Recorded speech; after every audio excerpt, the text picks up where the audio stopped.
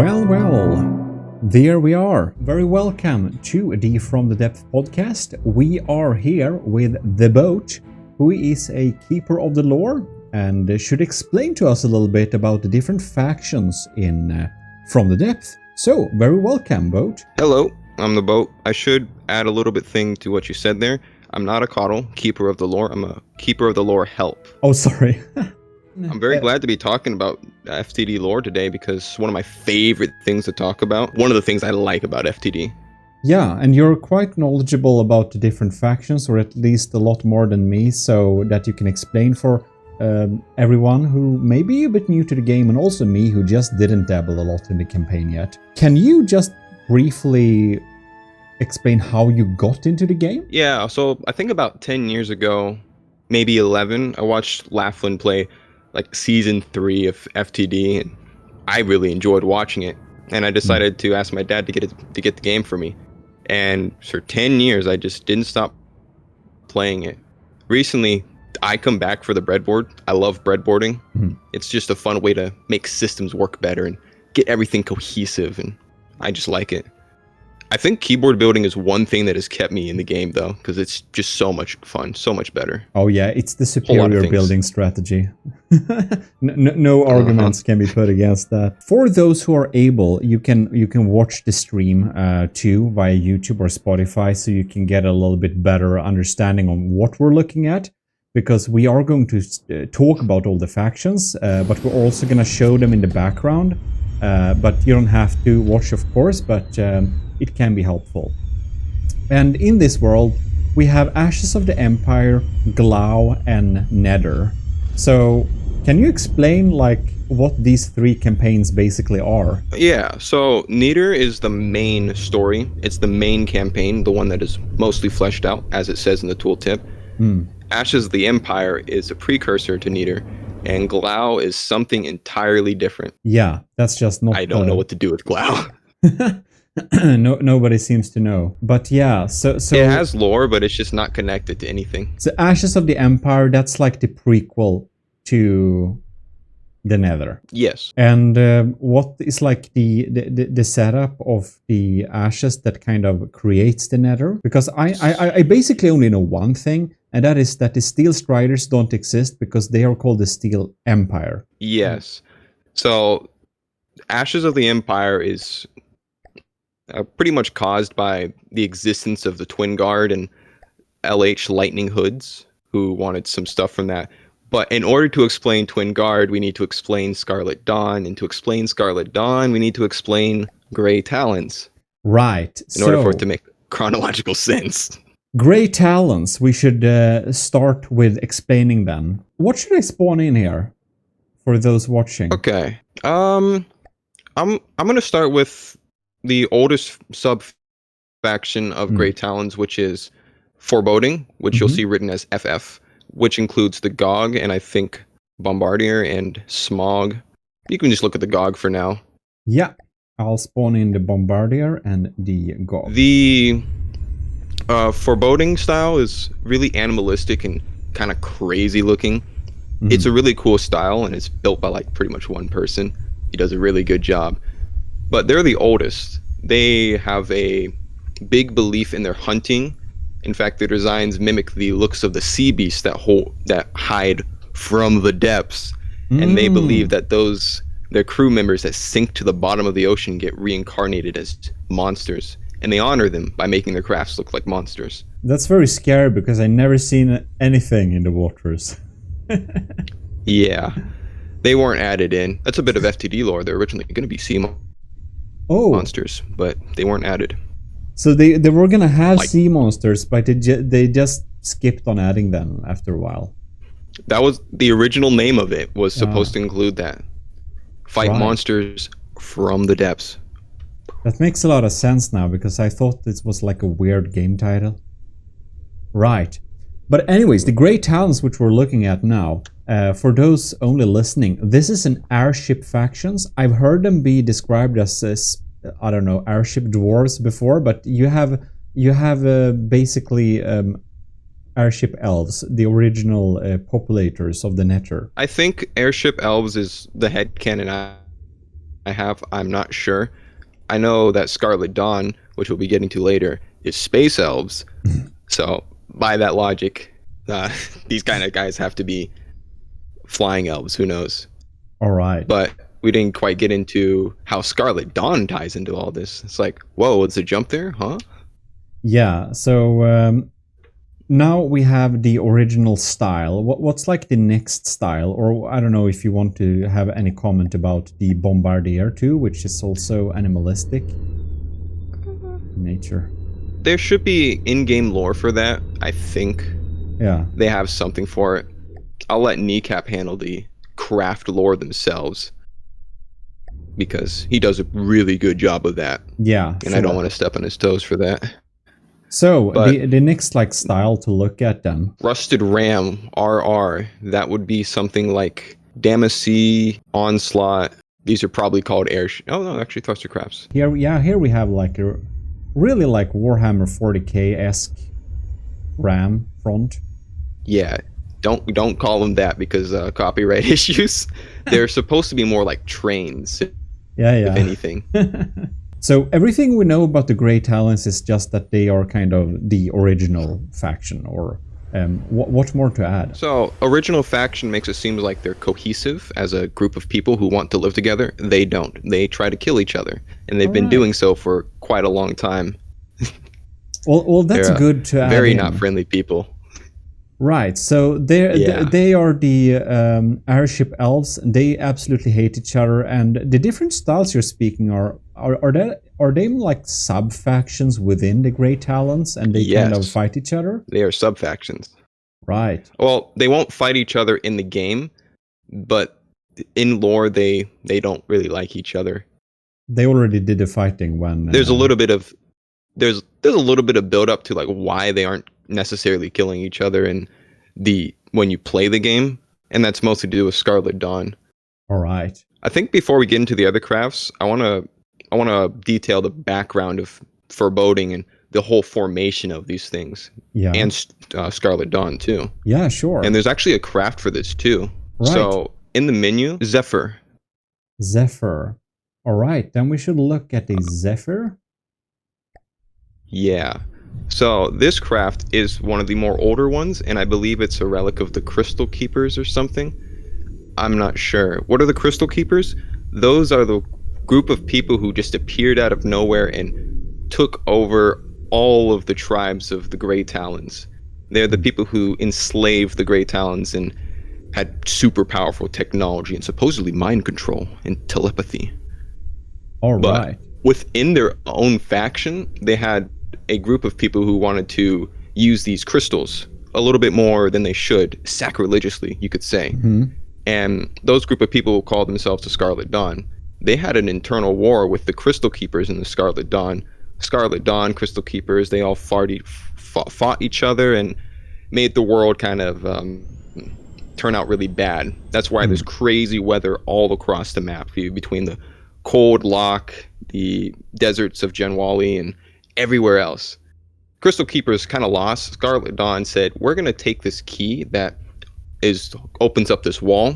The wall is the thing that keeps you from going into space. When you go too high, it pushes you down. You need a key to leave that. They took that. They left and went to space and conquered other planets, supposedly. All right, because without getting into that too far, but the Scarlet Dawn, which we're going to look at later, they're really high-tech, and that makes sense if they kind of left the Nether with the key and just explored, and then we have the Grey Talons, who's kind of ancient in their technology, even though, of course, they had the crystals for a while, which is why I suppose they even have airships and not like rafts. Yeah. Technically, the crystals were made by this tree that a Yggdrasil tree. I don't know how it's pronounced. There is a build for that represented, and there's only one left remaining in the world because Scarlet Dawn said we're killing all these trees. Oh. I believe it's an installation. It's an installation. We'll have to look at that. Oh, the Yggdrasil. Yep. And this is a fortress. So there it is. Oh, that is the last remaining tree of the Crystal Keepers or something. And for those who are listening, we're basically looking at a very sad, hollowed out stem of a tree. That's it. Mm-hmm. All He's right. very sad. So this Yggdrasil tree created the crystals, and the Grey Talons kind of, or the proto-factions of that, held these crystals, and yeah, the infighting began. Well, they can't use those crystals anymore because that right there is the last remaining tree, and it's held away from death by mere inches. Instead, this war between the Crystal Keepers and Scarlet Dawn created this new material, Aethrogen. I don't know how it's pronounced, but I think it's Aethrogen. And that is how Grey Talons flies. All right. So they invented a new technology with the crystals, and they now can fly. But the Scarlet Dawn, they just escaped with the key that was from the crystals somehow too. It was from something, not from the crystals. It was from something. All right. It's of course in a big shroud of mystery, so we're not supposed to know, I suppose. And for those listening, the Zephyr looks very ancient and almost looks like the bare bones section of an airship. It looks like it wasn't lighter than airship some time ago, and they basically remade it to a heavier than airship type of thing later. That's how it looks. It's like a skeleton of an airship, and then we see like machine parts inside. Well, we had the third infaction of the Grey Talons. Should we look at that before we move on, or what do you want to add? Yeah, the next sub-faction of Grey Talons would be the Iron Blockade. There's actually another one. It's called the Iron Wing, but they aren't actually in the game. They got removed, and they have a lore reason for that, so there's no crafts to look at them for it. The next one would be Iron Blockade, which would be crafts like the Thunderclap. No, let's not look at the Thunderclap. The Jin, I think. This one. Dijin. Oh, Gygus. Gygus for sure, definitely. Okay, I'll spawn in Jin and Gygus, and for those watching, we can take a little look. This looks like a boat. Yeah, this one has some lore in it, and I believe it's somewhere. I don't have it memorized, but it has a very critical character for the Iron Blockade. It might be in the snippet of the craft itself, but it'll get posted sometime if it's not already. And we got the Jin 2, which looks like a proper like boat style. You can clearly see like the beginnings of the Steel Striders here from these two ships. No, Steel Striders does not start from this at all. Oh, okay, they don't. Well, that's gonna be interesting to look at later then. I really like this. This looks really cool. It's like an airship ship. It's like a proper ship, but you kind of made it into a weird plane at the same time. I don't know how to explain this. Yeah, that's the style of Iron Blockade. They're supposed to look like ships that fly, but not ships that were made to fly. Ah. It's complicated to get right. Like, don't just attach props to a boat hull. Not gonna work. Yeah, right. So it's basically the Iron Blockade kind of came out of ships that were first built as naval ships, and then just, nah, we're gonna make them. That's a simple answer, yeah. We're gonna make them fly. They're traditionally from the water. Yeah. They're actually gifted flight from, I think, the Iron Wing. Oh. And that's why they have that stuff. Right. So we got the like brief overview of the Grey Talons, these airship elves basically fighting within themselves with different sub-factions. Do you want to add something more to the Grey Talons? There is one final piece. There's one final faction, and this comes from the Iron Wing. There was a civil war between Rusted Ram and Foreboding versus Iron Blockade and Iron Wing. Iron Blockade and Iron Wing got curb stomped by this craft called the Devil's Curse. Devil's Curse? They built this craft together. It's not in the game because it's Gmodism. It's All right. humongous. So they built this craft. Foreboding and Rusted Ram built it together, and they curb stomped Iron Blockade and Iron Wing. Iron Blockade surrendered, Iron Wing kept fighting and died. Then Iron Blockade got enslaved. But then they fought one more time together, or banded together, and then Iron Storm was the remnants of Iron Wing. That is the fourth and final style of Grey Talons, Iron Storm. And this is probably the more iconic one. Right. Which would be Kobold. Kobold, there it is. Great. Now we're gonna see for those watching, and the Kobold looks like a Zeppelin with two fuselages, or two air tanks basically slapped together with a superstructure on top of it. That's a really nice style of airship. I like that style of airship. It's probably one of the more iconic GT styles. When you think blimps, when you think GT, like, oh, blimps, they have blimps. Yeah. But they're not blimps, they're Zeppelins, metal Zeppelins, lead Zeppelins even. Yeah, metal-clad airships. Yeah. Oh, with a lot of systems inside. This is a pretty dense stuff, this. Looks pretty light, They but do it's not filled. Fly on helium. They fly on tons and tons of petrol, or kerosene, I guess. Aethrogen. They fly on aethrogen. Oh, right. Sorry. Aethrogen. Which is this technology, which is proprietary Grey Talon stuff, right? Pretty much. So, in order to properly detail the War of Ashes, we'll need to explain why Scarlet Dawn comes back later. Yeah. And TG, Twin Guard itself.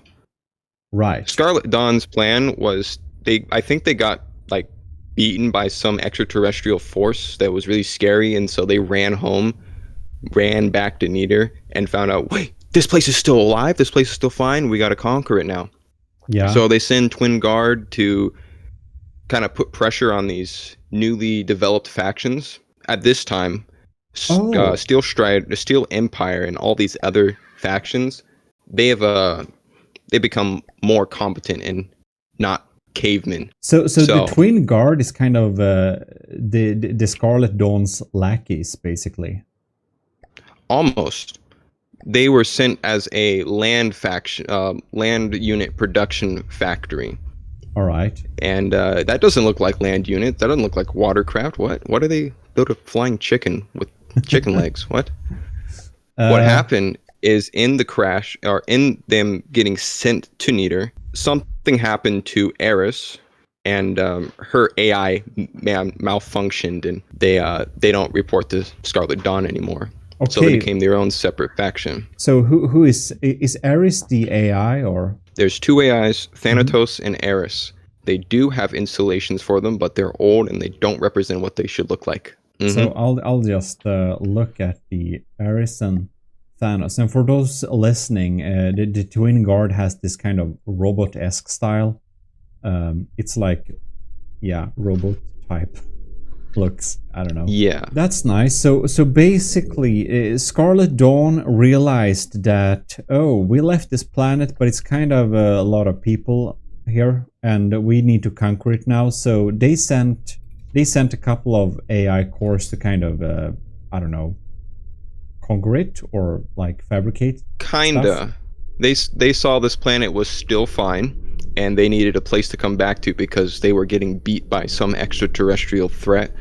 So they came back to here and said, we'll just conquer it and we'll live here. This place has the wall, it can keep the people out, we'll be safe. Something like that, maybe. So some scary shit happened, and they just realized, okay, fun doing space business, let's return home. And then they realize we can't just return home. So then they send the Twin Guard to clean it up for them, or something. Yeah.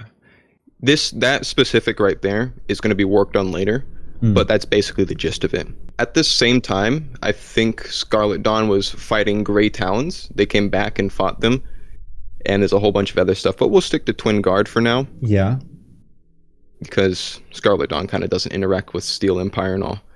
So Twin Guard, they basically landed in this reef, this coral reef, and they began producing units. Eris has her own character arc where she goes to find people. She's very curious. So she likes to look at the fishes, look at all these weird things and understand them and research them. And wow, look at these two-legged crabs. What's this giant metal fish? It's a boat with people on it. So her curiosity gets her to interact with Steel Empire at the time. And Steel Empire is like, whoa, this is alien. This is AI. What is going on? We need to keep this top secret. So at this time, Twin Guard and Steel Empire interact with each other in a kind of friends-ish, maybe. They're mutually friend. I don't know. And the Steel Empire is like the proto-faction to the Steel Striders, and that's like World War II style faction, if you're gonna simplify essentially. It very much. So I think my favorite one to showcase first is one made by Bean. It's a thruster craft, I believe.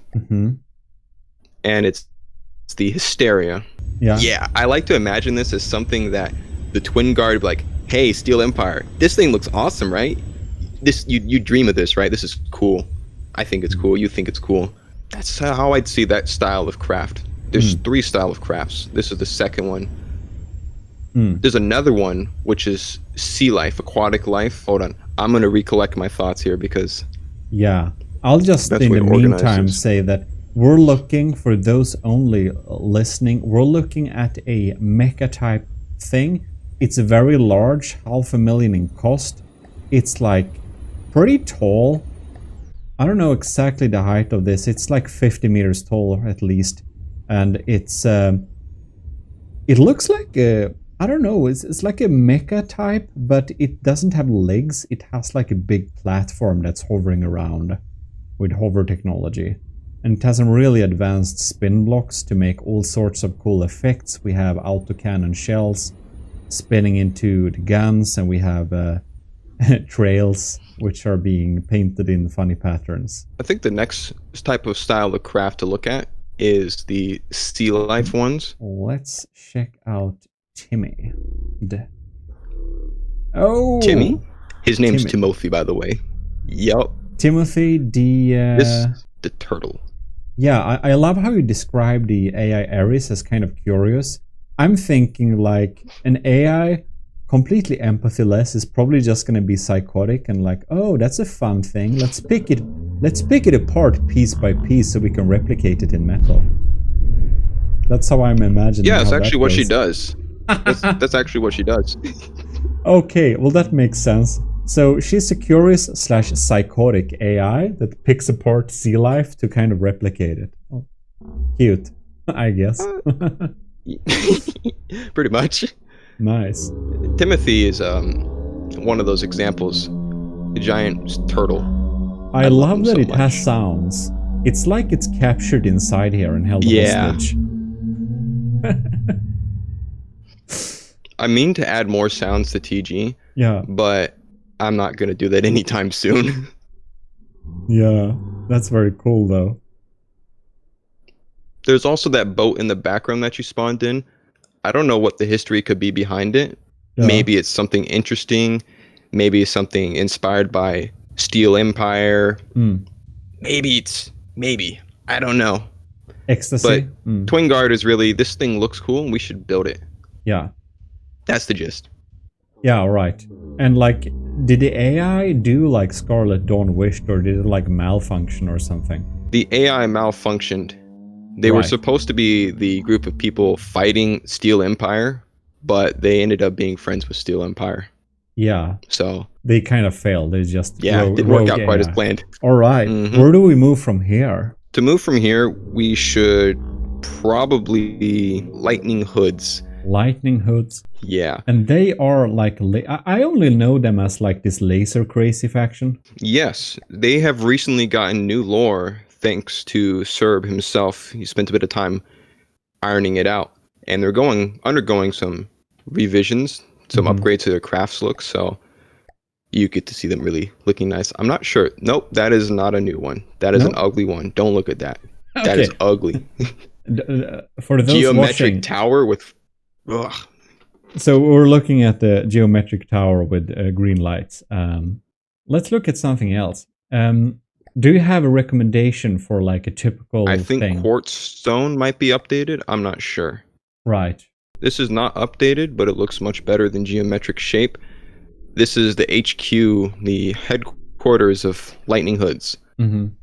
I don't know much else about it. What's the story behind the Lightning Hoods? The story behind the Lightning Hoods, they are originally a group of corporations, specifically started from one corporation, a Lightning Corporation. They slowly began to become bigger and bigger and bigger, and then infighting between these corporations happened, and they were nicknamed the Lightning Hoods because of their gangland type tactics with corporate espionage and all these other legal things they're like business people. They're money. They're rich people. All right. So But they're like the business faction, the investors. You know. Oh, they even have an office building. Now I spawned it below water, so that's like. Yes, that's new. That's new. That looks amazing, though. Yeah, that's definitely like corporate. That's okay. I never really gotten their corporate vibes before, but now I can clearly see it. It's like it's like you think of those really scary big corporations, you know, your Black Rocks and all that, like megacorp basically. Yes, I think that's it. Nice. I think there's better. Is there more structures? Did you go through all the structures? Because there's one more, Sentinel Apartments. Oh my. Yeah, there's a nuke in one of the canisters. It's like the soda cans, there's a nuke placed inside it. You know, like when you shake a soda can and you open it, it explodes. All right. That's why. Of course it is. And here we have. There you go. We basically, so for those listening, we have like really big skyscrapers, your classical current Earth style things, like big fancy geometric towers with like glass and steel. That's basically their personality stylized in a building. Yeah, and if we should look at some ships or crafts or something that like represent them the best way. So this lines up more for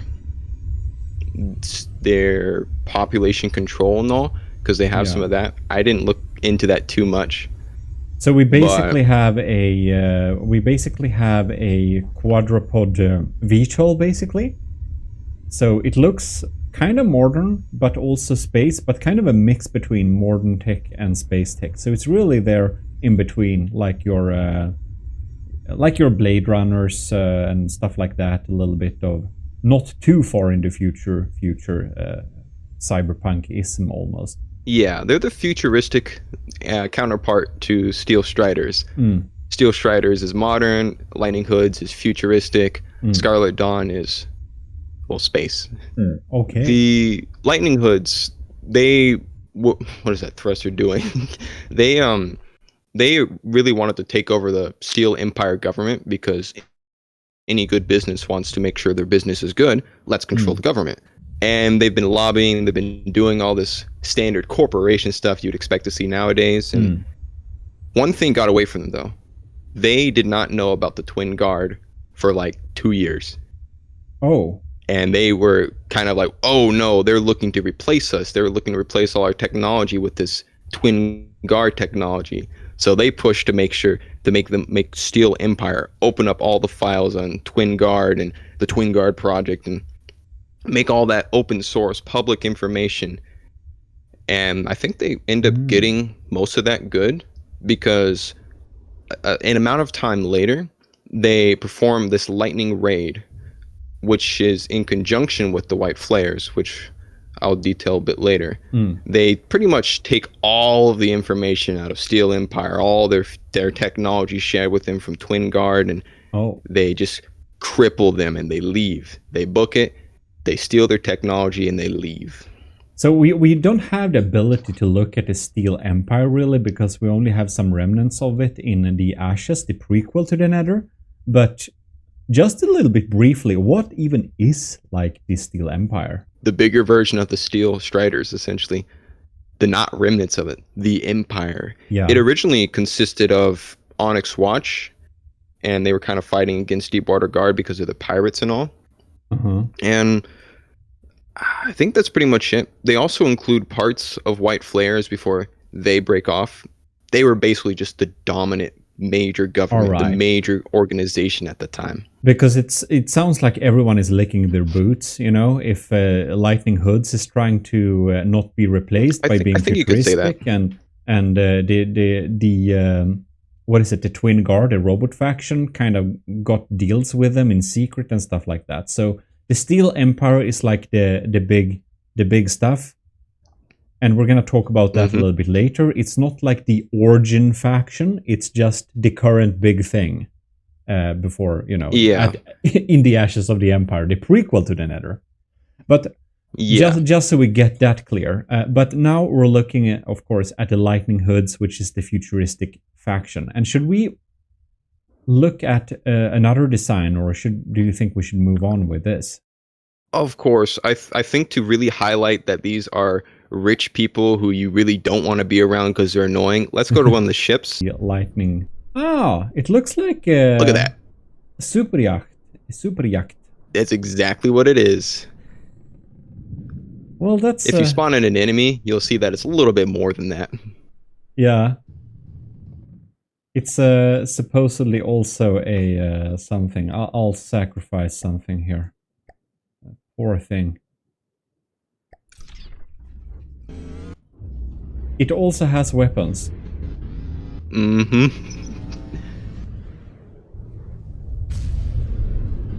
Oh yeah, that's okay. So we're basically looking at a luxury yacht, and unexpected parts pop out as turrets. It's weaponized, to say the least.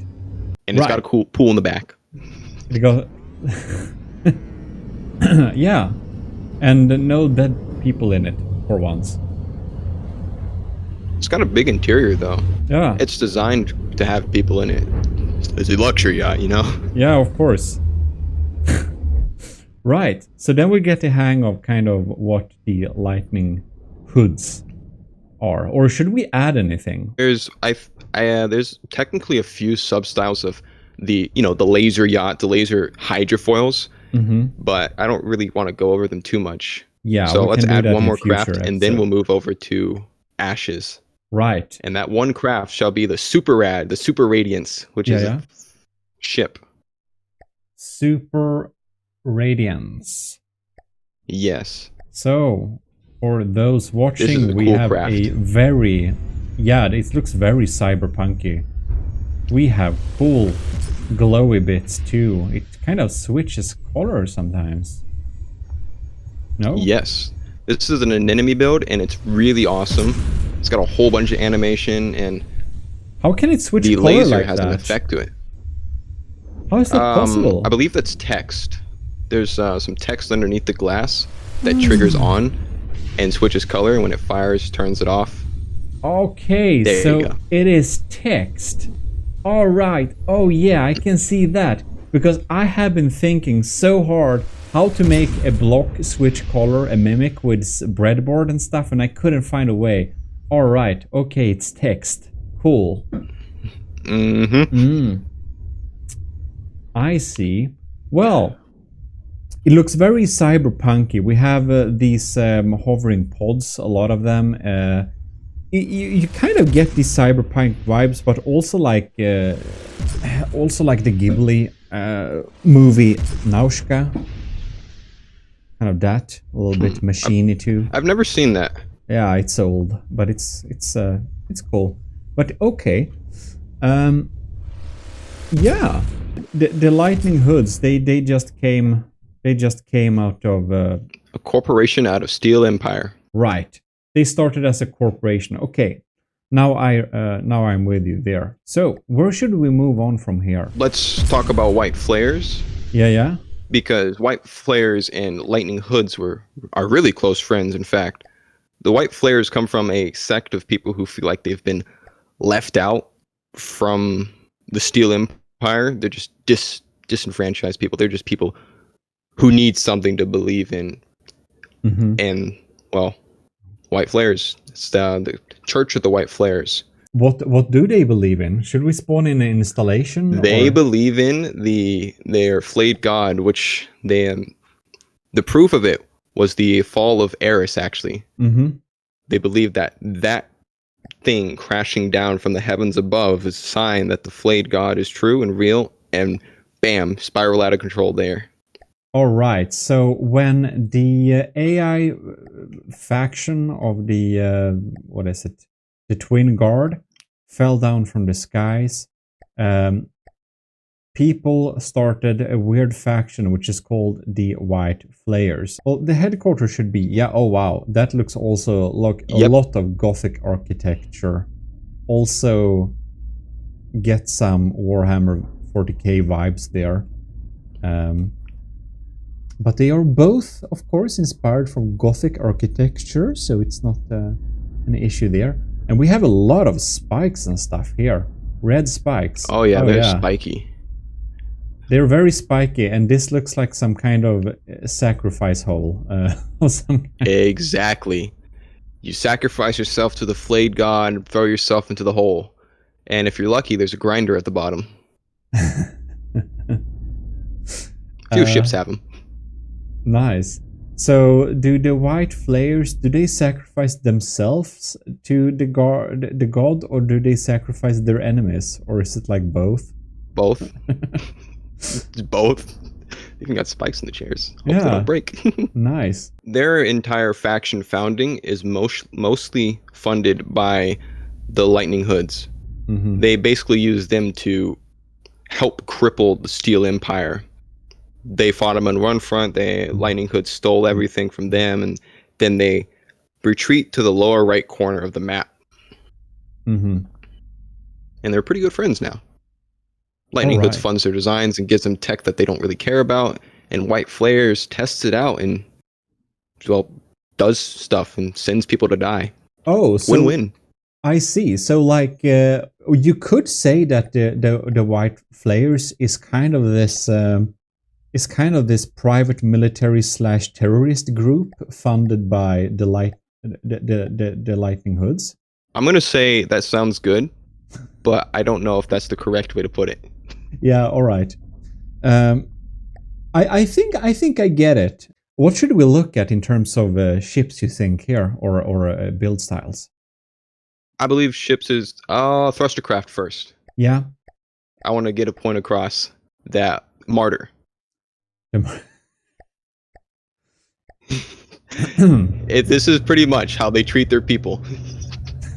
Yes, you get in the craft, you drive to the enemy, you have 2 nukes in front of you, you ram them. You will not survive. It's praise the flayed god. It's pretty much samurai life. Life should be short but exciting. Sure. Life should be short, exciting, and you should do it with the bare bones material. Or nukes. So for those not watching, I'm sorry I forget you all the time. This is a hard thing to explain everything in detail, but basically this is a tiny thrustercraft with 2 nukes strapped in the front. That's it. It's basically a speeder. Yeah, yeah, it's a speeder. What should we look at then? Ships, next section. This would be the... I forgot. The Zealots. No, the Zealots is the people who kill themselves, they kill the enemy. And then the Priest is the other faction. We can look at the Redeemer or the Covenant. Both, actually. All right. And we are looking at the Redeemer first. It's a very spiky design. It's spiky in the front and spiky to left and right, up and down as well. No? Yeah, a little bit. It's very spiky. And here we... So we have a mannequin throwing themselves willingly into a pit of fire. I think, because there is no grinder down here. It's just a fire pit. Nice. Yep. And it's spike all over the place. So when you play the game, I did play a bit of adventure mode, and I know it's very scary when the White Flayers come, because they are like they're like suicide crafting with rams and spiky bits all over the place. And now we're looking at the Covenant. They use sharp shells too. They pierce you. Oh yeah. They like to cause lacerations and stuff. Exactly. Right, and the Covenant is a similar looking design in style, of course, as you did select them. Very spiky, and yeah. The priest crafts are way more expensive, way more armored, way more cared for than the zealot crafts, because the zealots are just going to go out to die. The Oh priests yeah. can't die. So here you have a bare bones interior, nothing fancy. It's just, but at least you won't die. That's like the good part. The interior is something that often gets neglected in campaign designs because some people believe that nobody looks at the interior. I don't believe that. That's why I decorate my interiors. Those people are wrong. So we have the zealot craft, and that's basically your suicide crafts. And here we have the priest craft, which is like proper ships, just spiky. Do we have a third class, or do they have like just two? No, but they have planes. Planes are kind of cool. We'll look at this smaller one first. Oh man, this is fast. The Sin Eater. Yeah, it's also made out of wood to get the point across that zealot lives do not matter. It's very spiky, and yeah, it looks very bare bones. And then we have the last rite. Oh, This one might be old. I don't know. I've been encountered with this before. It has very scary spinny drills on their wings. I believe this one's actually old and not indicative of this style, but right. It definitely gets their playstyle across. Yeah, it definitely does. Do we need to say anything more about them, or should we move on? I mean, that's pretty much it. I think now we can switch over to Steel Striders, which is not Steel Empire because they crumbled, and now they're the Striders of the Empire. Right. And what should we do? We have an installation that's useful to look at, or structure? Damascus is the only good-looking one that I remember. Then we should be taking the Damascus and having that as a representative. And we are looking at something that basically looks like your average everyday shipyard thing in Disease. It's like a corporate building slapped together with an oil rig and a shipyard. Oh, and look on the inside.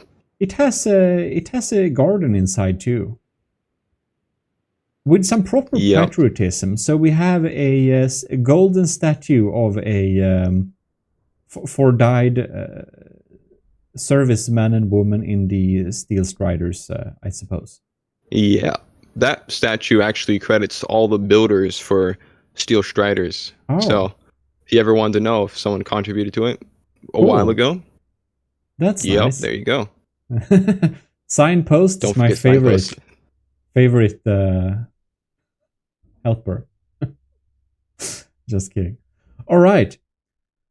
And what is the Steel Striders? And it is more. It's more than just the remnants of the Steel Empire, or is it not? I think it's really, as simply put, it's the remnants of the Steel Empire. It's really just that. Mm-hmm. They have a combination of older designs that they retrofit to be better with newer technology from the Twin Guard that they share. So you'll see crafts like the Victoria, the Iron Maiden, and all of those crafts. That's your older style crafts, and that's indicative of their Steel Empire era, I believe. Yeah, they mostly have. We can just look at the Victoria and the Iron Maiden. Then they mostly have this. Like, I'm thinking modern. It's like World War II modern ships. Cold War. Yeah, Cold War. Definitely. So you have your average boat with like something that looks like a SAM launcher or something, and the Phalanx Sea Whiz cannon. Some pretty standard American weapons, basically. Kind of looks like. This is actually a line of crafts called the Tier line, and it used to be called the Iron Maiden line, but then the Tier became extremely popular, and now it's called the Tier line. Yeah, we should spawn in the Tier to look at. Probably one of the most famous crafts in FTD. Yeah. It's spamming Hesh, right? High explosive squash heads. Nope, AP heat. Armor penetration heat. Oh, okay. And AP frag. AP frag is some good stuff. Alright. Average from the depth AI. Look away. No, but... Sean can't cope it hard enough. It's a feature. Anyways, what more to add? It's like the remnants of an old empire, and they try to craft things together from old designs or newer designs, and try to cope that they are not an empire anymore.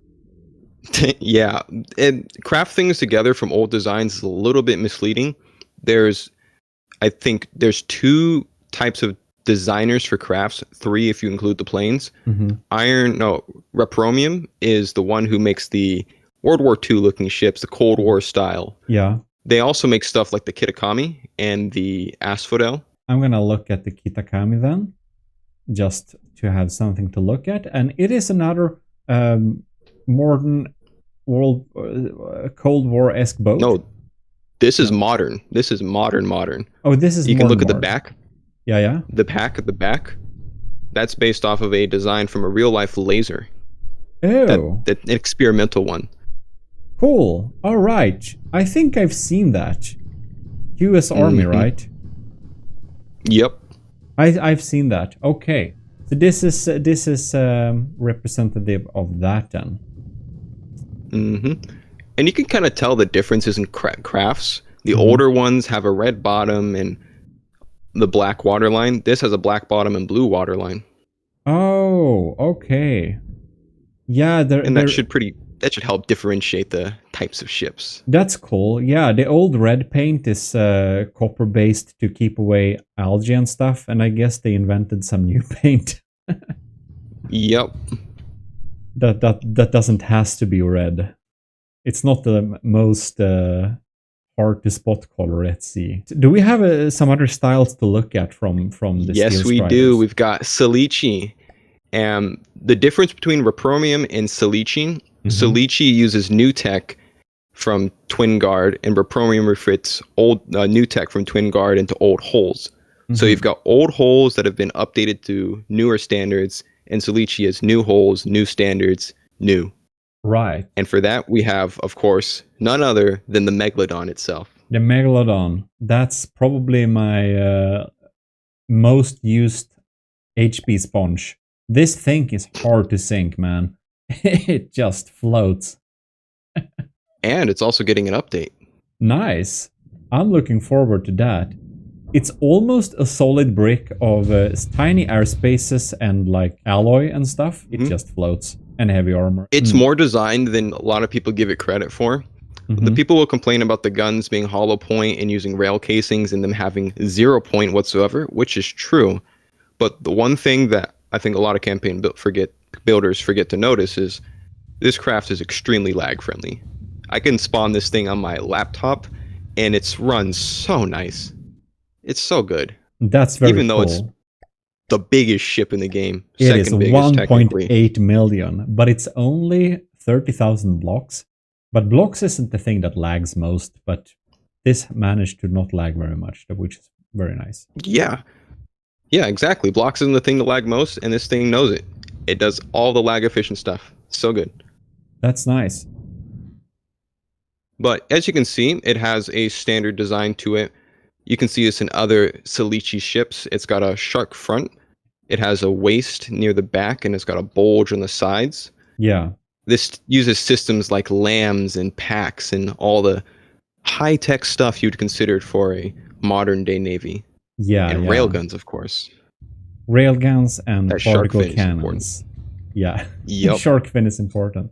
Yeah, this is a very cool type of design. I guess all of the sharks are in there because we have like basking shark and whale shark and lots of sharks. Kind of want to plug a design of my own. You can look at the angel shark. Yeah.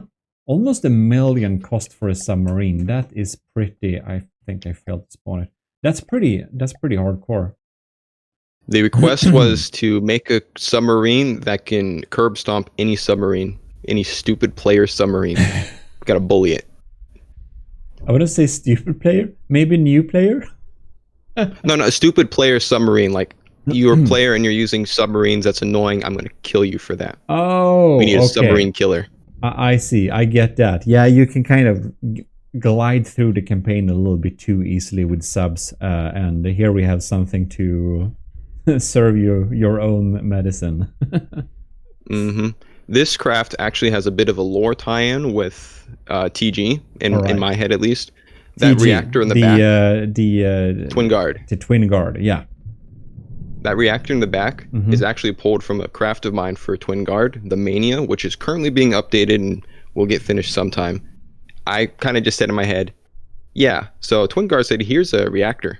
Boom, let's put it in one of our ships. And that powers a giant railgun. Nice. So this example of a Twin Guard trade.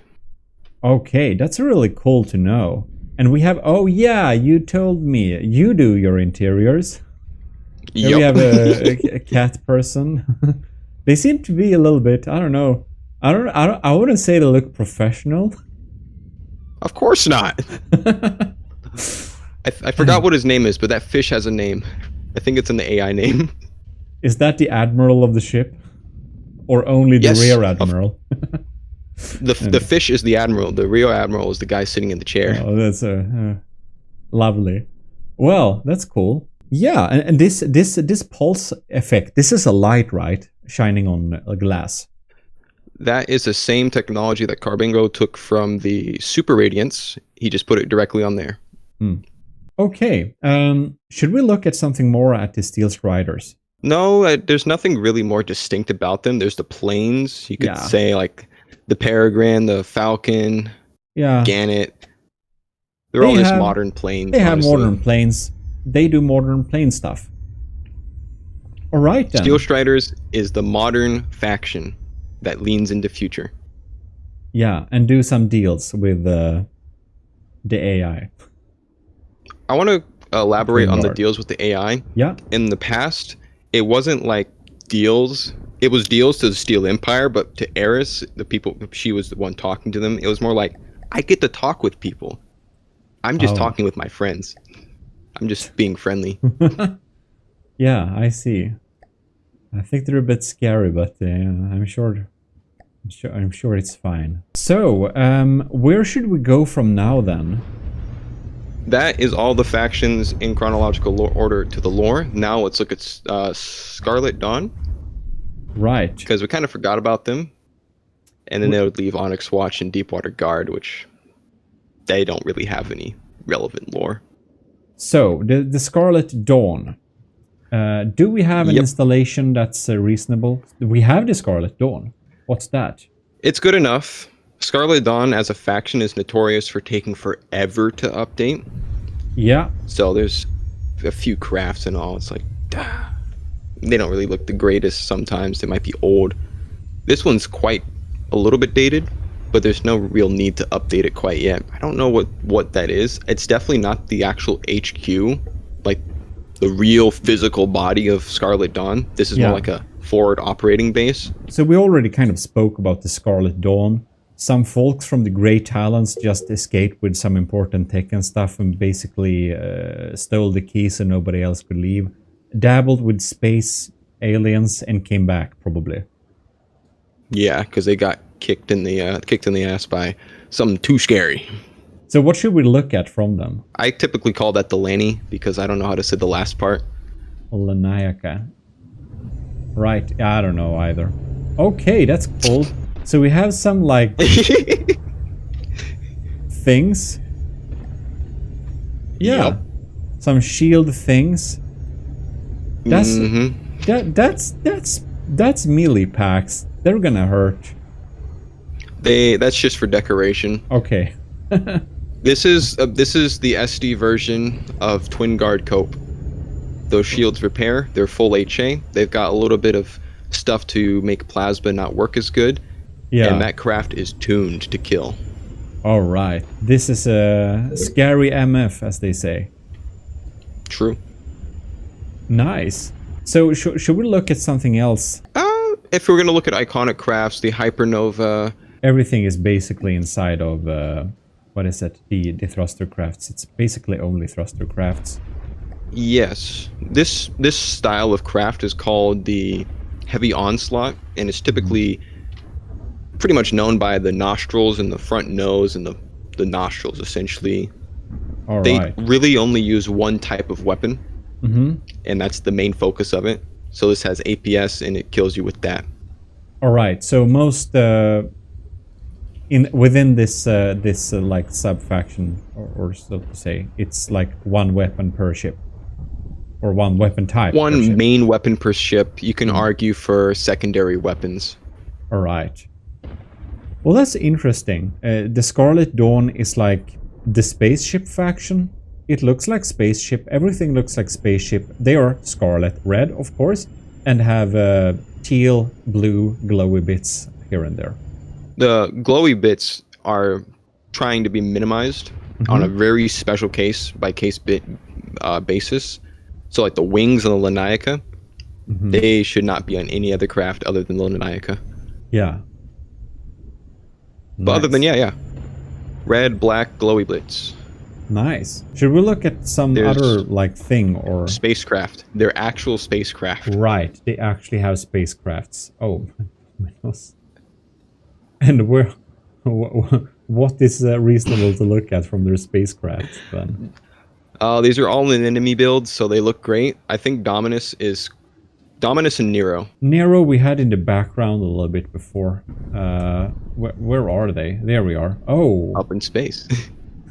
Well, of course. So here this style is called Orbital Strike. Can't imagine why. We're watching something that looks like an orbital strike satellite, and I assume that's exactly what it is. Armed with again, like Heavy Onslaught, they have one weapon, and you will have to argue for a secondary. It's really it. It looks like a large railgun. It is a large railgun. Yeah, it's pretty scary if you aren't prepared. But should we look at something more from the Scarlet Dawn, or should we move on to the brief lore of the Deepwater Guard and the Onyx Watch? Deepwater Guard, the pirates of the Steel Empire, they basically send their criminals to go over there, and they kind of make their own. They're like Australia. That's basically it. Deepwater Guard is Australia. All right.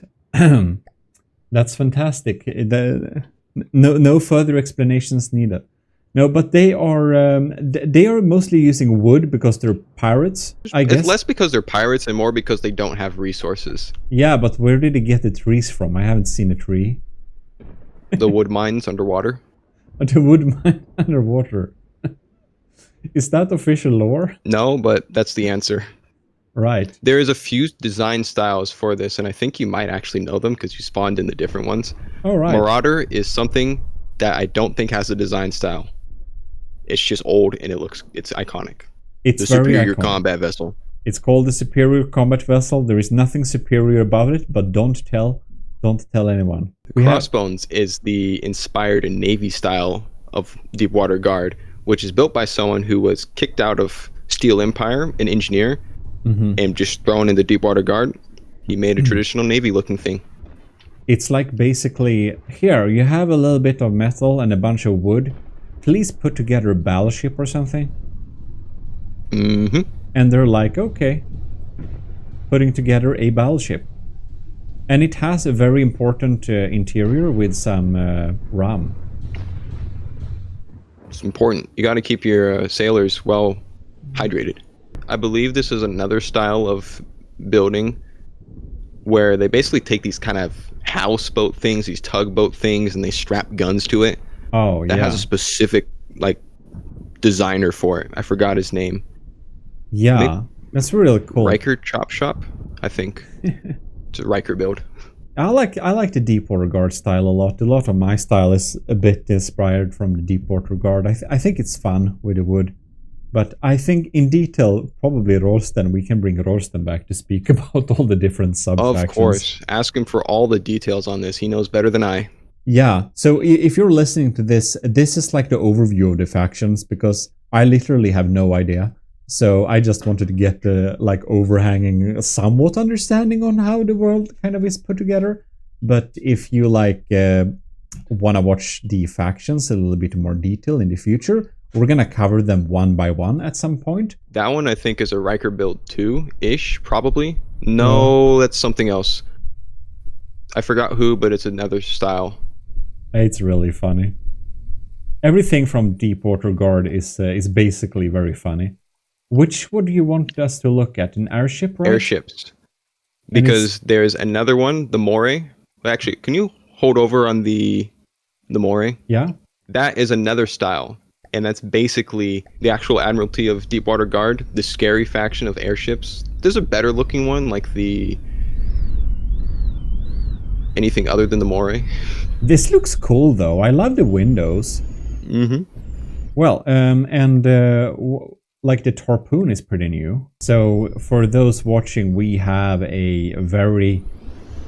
It's hard to describe this. It is fantasy, it is diesel punk, it is steampunk, mainly steampunk. We have like sails and... Yeah. It's hard to describe. I don't know. This craft is used for the guy, his name's Diesel. It was built by Diesel, by the way. Oh. And whenever he's here to collect some debts from someone, he pulls up with this. So this is a debt collector vessel. Pretty much. Yeah, I guess you pay your debts unless you have something bigger. You lose everything or you fork it up. Yeah. And the Buccaneer we can look at too. The style of the Deepwater Guard in general is very organic looking. It's a lot of the times asymmetrical, and the yeah, I guess steampunk is something that kind of comes back in a lot of the designs. So it's like low-key steampunk. It's more like diesel punk. Yeah, I'd say maybe somewhere between, because it's too much wood. I think that's pretty much all the Deepwater Guard that I'd go over. Yeah. So we can move over to the Onyx Watch, the last of the factions. Mm-hmm. Is it right? Because we covered them all. Do we have an installation or a structure that's reasonable to have? We'll leave the installation. Onyx Throne is going to be updated sometime later. Yeah. I think ships is the best one to look at. Yeah. Onyx Watch has 3 styles to it. All right. Neptune. There we have it. Please be a sailcraft. There we go. Okay. That's a sailcraft. There we go. Sails are about to be updated too, so don't watch too closely. Yeah. Or watch very closely and see the difference between your eyes. Unpopular opinion, but I kind of like the old sails. I don't care, honestly. I don't use them. Right. Awesome lights, though. That's cool. Yeah, Deepwater Guard, no, Onyx Watch is the trading faction. They were the oil barons of Steel Empire. So they did a whole lot of trade. They got a little bit annoyed that Steel Empire couldn't protect them from the pirates of the Deepwater Guard. Oh. So they broke off and made their own, pretty much, faction. So the Onyx Watch is basically old traders that had to defend themselves because annoying pirates decided to take their shit instead of buying it. Mm-hmm. And Big Daddy Steel Empire didn't do enough. Oh, Big Daddy not protect. That's not good. Mm-hmm. Right. So this is like the older style. It's like sail versions. Yeah. A long time ago in the map editor, there's actually a way to set which corporation gets built. So if you look at the map editor, it'll say build these style of ships for this time frame, build these style of ships for this time frame, and so on and so forth. Oh. So for the beginning of the campaign, it would only build sail ships for Onyx Watch. And then later on, it would move over to hybrid ships and then to castle ships. That's cool. So you can kind of have the live development. Wow. Mm-hmm. That must be added back sometime. That's a cool thing. Old feature. Well, I want that feature. But I guess sail ships is good if you have if Big Daddy Steel Empire won't protect you. I guess it's good to have sail ships so you can power your boats when you don't have any fuel. Not good enough, so they had to move over to hybrid sail ships. Yeah. I believe the one you spawned in front of you is good, but also spawn on the Bardiche. And there we got a hybrid ship. Oh yeah, now we're speaking. This looks a lot Ironclad. like the... Yeah, exactly, ironclad. Cool. It's got the wooden bottom and the iron top. So good. Yeah, that's very nice. It's pretty good for the game too. Wood is cheap and won't catch fire. This also has a full interior. That is because nice. it's a quarry build and he builds really good. Right. You, of course, know all of the builders. I don't, but interiors I love. Oh, we have a binoculars. That's a lot of details. I like details. Get to the engine room. All right. Which should just be directly down. Yeah. There you go. Yep. Yeah. I just tunneled through there, and here we have an engine or depiping. Oh yeah, we can walk all over this ship here. I love it. I love it so much. And there we have a little area with some drinks and card games and wine. Nice. Well, engine room. I'm getting lost. I guess I should just dive down. No. You get lost. No, keep going forward. There you go. Here we get it. Here we got the engine room, and we got... Oh, yes. We got a lot of things in here. Nice. And if I believe, yes, it does rotate. Yeah, I just paused the game to not, you know... The camera is as it is when we have... when we don't have our own ships. Oh, wow. We got some coal junkies down here. Very nice. So that's the hybrid style. A key note for hybrid style, they must have a paddle. Every single one of them. That's amazing. I like paddles. And I think the other one in the back does too. Like right behind it. Oh yeah? The other ship. It does have Yep. And we have a newer style, right? The castle ships, right? Yes. That should... I feel like there's 4, but I'm going to simplify it down to 3. Melch might kill me, but it doesn't matter. The number 1 castle style ship, Bulwark and Stronghold. All right. Yeah. Let's look at the Bulwark and why. Okay, now I'm just... Why did I select? That doesn't make any sense. There we go. You might want to clear all. You might want to clear all the crafts. We're just clearing up here. So in the game, you can do this weird thing that you can spawn a ship on an enemy faction. And that kind of makes it really weird, because when you spawn a ship on an enemy faction, they will get the enemy faction's fleet colors. So the ship will look really unrepresentative. Right, so here we have the Bulwark, which is a castle ship. It looks like a castle, but it floats. Yep. And that's pretty much it. Detection coping's so bad. I hate it. But there's a key thing about Onyx Watch. The cannons are all standardized. You are not allowed to use any more than 1 special cannon. You are only allowed 1 custom turret. Otherwise, it must be one from another craft. Okay, so all the turrets that exist, and when you're building like Onyx Watch style, you have to rehash those turrets. Use exactly the same turret. With exactly the same loadout, even? Yep. Oh, yep. No. Oh, but wow. It's really nice for keeping visual cohesion, because the castle ships have a different AA. They don't use the ballistas. Yeah. They use heavy turrets like that look like really good. I like them. Yeah. I've used the I think the Stronghold is my second most used HP sponge. It has an amazing interior bar area. I'll have to look at that. The Deepwater Guard, they should be very jealous of the Onyx Watch's bar. Look at this. We have like... Well, they traded. They can pay for it. They can't. We even have some spilled wine and a hopefully not dead cat. Is there anything to add for the Onyx Watch? Because they evolved as like first traders and then they just ended up as castle warriors, I guess. Still traders, they just have stronger castles. Yeah. There's not much more to add for them, other than just specific style details that I've picked up over the years. Yeah. Do you have any ship you want to look at for the Onyx Watch anymore, by the way? Oh, thrustercrafts. I forgot. Yeah. The Erie and the Parpet. Let's look at the Erie and the Parpet then. So, here we have the Erie. I think it's Erie. I don't know. And this one looks like it's a hybrid, technically. Yeah. That's going to smash on the top of it. That's awesome. You might want to get rid of the one at the top.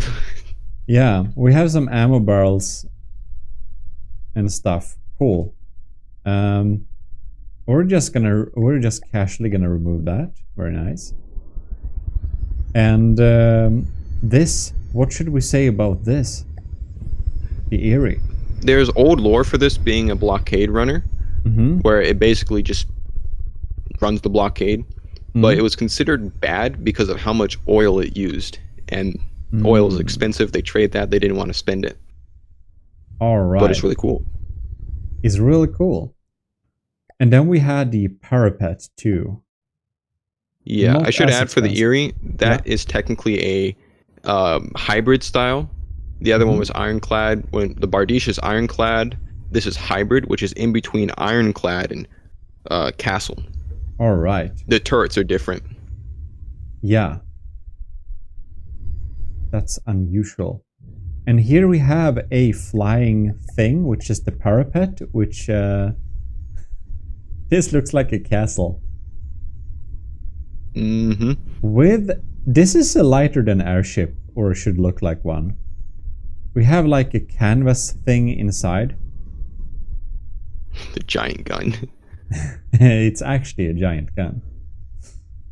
But you can double use spaces as like turret walls can be filled with our helium and stuff too. Building tech. Building tech. Well, anything to add for the Parapet? Or it's cool. It's cool. I like it.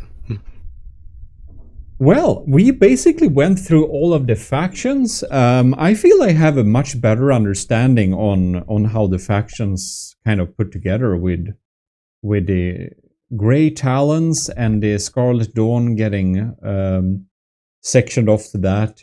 And is there any, like, how did the Steel Striders came about from the Grey Talons somehow? Is that like not fleshed out maybe? I'll take the lore explanations kind of out of world.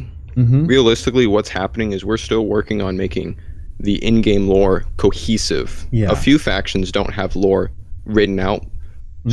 Scarlet Dawn is waiting to get all their crafts finished before they focus on the lore, although there was lore bits written for them.